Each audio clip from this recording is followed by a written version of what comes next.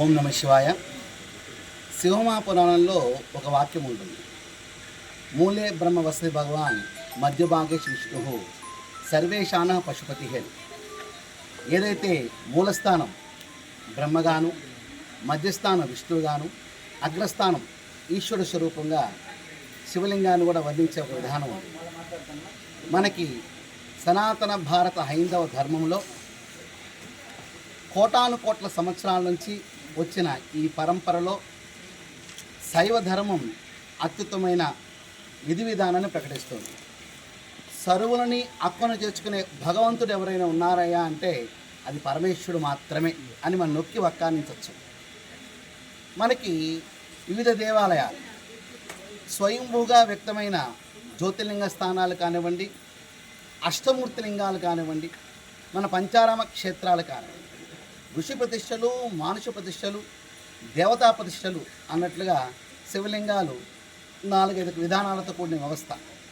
దానిలో మనకి ప్రపంచ ఆధ్యాత్మిక క్షేత్రంగా బాసిల్లే మన తిరుమల తిరుపతి దేవస్థానానికి చేరువలో గుడి పల్లాం, కాలక్రమణ గుడి మల్లాంగా పిలువబడుతున్న శ్రీ ఆనందవల్లి దేవి సమేత పరశురామ క్షేత్రంగా బాసిల్తున్న ఈ క్షేత్ర దర్శనము త్రిమూర్తి దర్శనంగా మనం భావించుకోవచ్చు.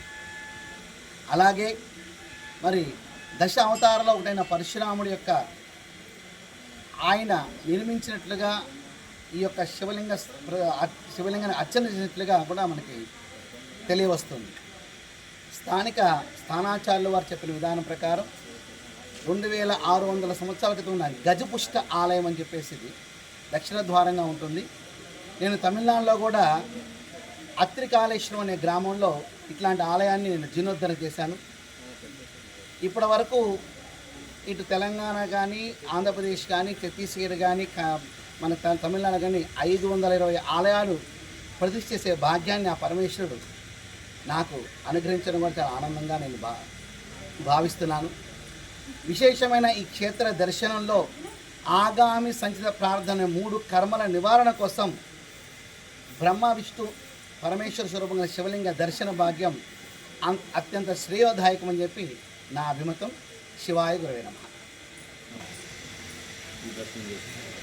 ఇక మన యొక్క ఈ క్షేత్ర దర్శనాని కోసం ప్రతి ఒక్క భక్తులు విచ్చేసి స్వామివారి దర్శన భాగ్యాన్ని చేసుకుని ఈ యొక్క ఆలయ చరిత్రని ముందు తరాల వారికి అందించే భాగ్యాన్ని పొందే అవకాశం కలగజేసుకోవాలని అందరికీ శుభ ఆహ్వానం పలుకుతూ మీ శివస్వామిజీ. ఓం నమః శివాయ.